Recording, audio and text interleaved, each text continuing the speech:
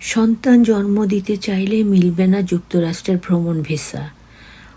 bdnews24.com। আসসালামু আলাইকুম রহমতুল্লাহি ওবরাকাতুহু। এই ছিল সংবাদটির শিরোনাম। এবার আমরা বিস্তারিত খবরে চলে যাব।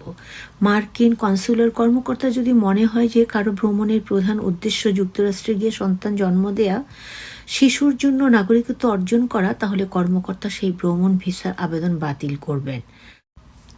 জন্মসূত্রে মার্কিন নাগরিকত্ব লাভ রোধে কঠোর অবস্থান স্পষ্ট করে জানিয়েছেন ট্রাম্প প্রশাসন। ভারতের মার্কিন দূতাবাস সতর্ক করে দিয়ে বলেছে, যুক্তরাষ্ট্রের মাটিতে কারো সন্তান জন্মদানের উদ্দেশ্য থাকলে তারা ভ্রমণ ভিসা পাবে না।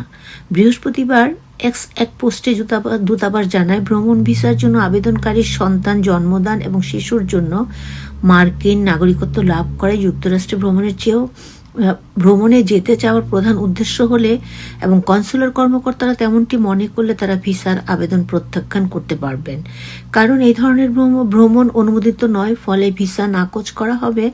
যুক্তরাষ্ট্রের পররাষ্ট্র দপ্তরের একটি নির্দেশিকায় বলা হয়েছে, ন্যায় নির্ণায়ক কর্মকর্তাদেরকে আবেদনকারী অভিপ্রায় খতিয়ে দেখতে হবে।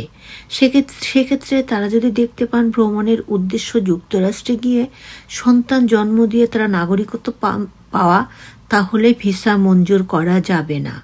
বার্থ ট্যুরিজম হিসাবে যাতে ভ্রমণ ভিসার অপব্যবহার না হয়, সে লক্ষ্যে মার্কিন সরকারের বৃহত্তর নীতির অংশ হিসেবেই এই নিয়ম করা হচ্ছে।